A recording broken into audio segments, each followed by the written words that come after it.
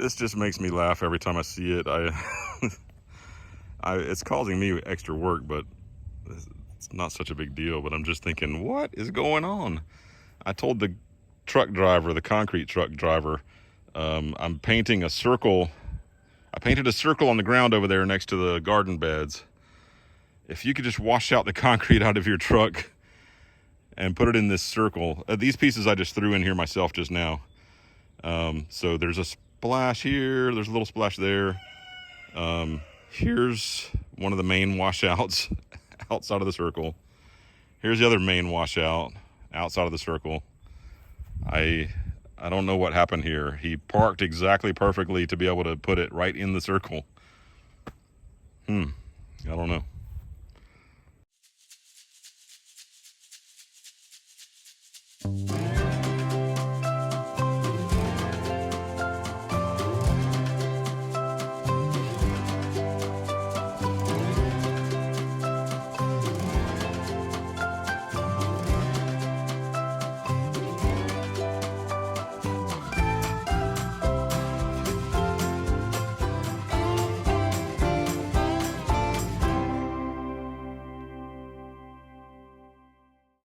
But the guys that actually put the concrete on the ground, put up the forms, all that stuff, they did a great job. I didn't have to tell them anything. They just did an all-around great job. I'm over here looking at, we're about to put the dog pen back together again with that brand new slab. We just had all the extra concrete poured, and I said, I guess maybe an 8x8, but he set up his boards so that when he ended up having extra concrete, he just moved one of his boards and poured it bigger. So it worked out perfectly. I mean, that's smart. So we're gonna try this out. There's still gonna be some concrete, some grass, but we also got a shade cloth so the dog can spend more time out here, since the dog can't just run around freely because the dog eats rocks. It's just crazy. And we can't spend $1,000 a month on vet bills from eating rocks. I can't believe it. I guesstimated the size. These pins are 10 by 10, not 8 by 8. The set of 4 panels. And we were just moving so quick the other day with, hey, we got some extra concrete. What do you want to do with it? That I just was like, oh, let's see. That pin is 8 by 8. Do an 8 by 8. So now I got this big 2-foot gap over here. I don't know if I'll buy some bags of concrete, finish it out myself, or we were talking about maybe covering this area with the horse panels, the flooring that you put in stables, the big rubber mats that we bought that we haven't installed yet because we have 1,000 projects. I don't think I would cut one of those and run it down the side, but we'll still do the mats on this side and figure something out. Okay, here's my country, well, let's say more like redneck solution for now. I'm putting this piece of metal here, and I have a feeling the dog is not going to enjoy standing on this metal. And there's no sharp edges, just a tiny bit here, but this is the factory edge, so it's not as sharp as one of the edges that I have cut, like this edge outside. That's a little sharper edge. So I think this is going to be a good, safe, temporary way to do this.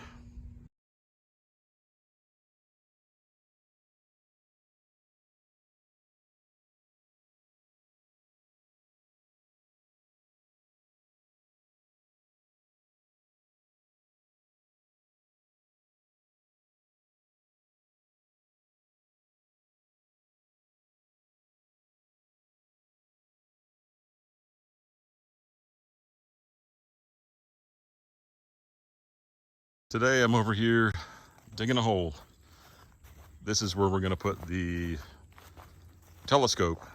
I had this made by a local welder, and we're going to put it in the hole, set it in concrete, and then later I'm going to build a little building around it so that I can keep the telescope installed on the column all the time. Catching a little bit of rain right now.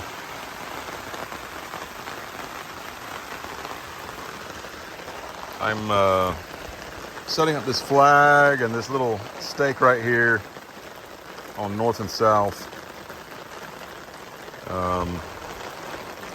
The reason the red arrow is not exactly on the end for north is because there's a slight declination here in North Carolina, well, most everywhere, and it's adjusted for that so that we can try to get a more accurate reading. So let's see. So I'm trying to put it right on the center of my hole. And then this this right here is kind of my sight, like if you're sighting the top of a gun or something. And so trying to get my red arrow lined up, and then looking down my sight. Of course, in my video, I'm trying to do it with my eye, and then I'm trying to do it in the video, so I'm getting a little wobbly everywhere. And then the back, this little red arrow back here next to my fingers, it seems to be right on that stake. My front sight seems to be right on that wire, and my back sight on that stake if I'm dead center in the hole. So that should be good. It's a lot easier with two hands to do this.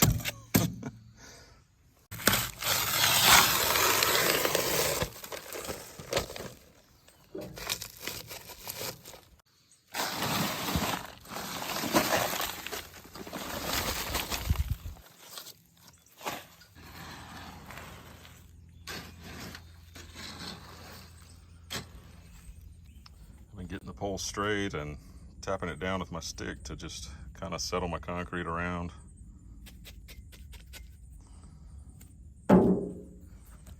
It's looking pretty good. I'm looking at my level now. It's probably going to be a little while before I get back here and finish this up, build the building around it. We're going to build like an 8x8 platform with a little shed on top, but it's only going to be half a shed. So when you're sitting in it or standing in it, you know, your upper half of your body's showing up here. And then the upper half of the shed slides off onto a little rack. And then you can slide the roof back on again to cover up the telescope. And when you're ready to use it, you slide the roof off so you can see the sky. So now I'm filling these holes. I went and did the telescope mount because I was getting out concrete and digging holes, so I thought this is a great time to get that started. But now I'm just gonna do the same thing with these holes. I have seen recently where a storm wind grabbed one of these roofs and flipped it up on top of someone's building because it just pulled the posts right out of the ground.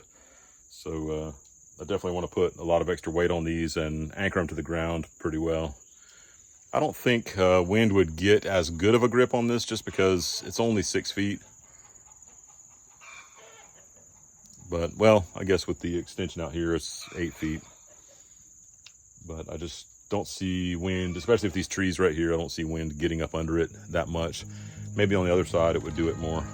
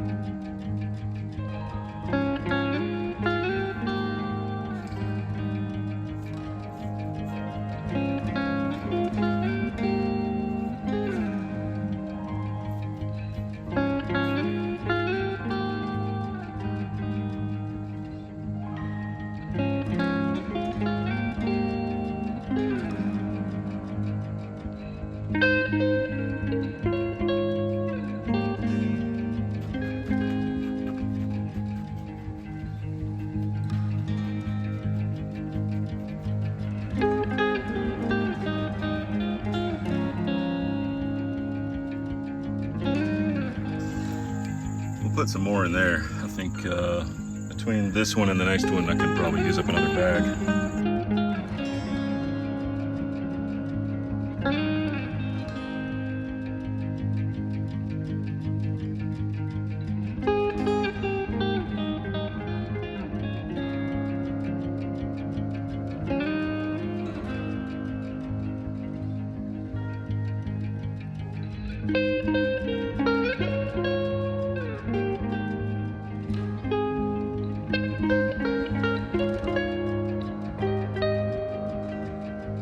I'm up here working on the side roof, and this storm is rolling in.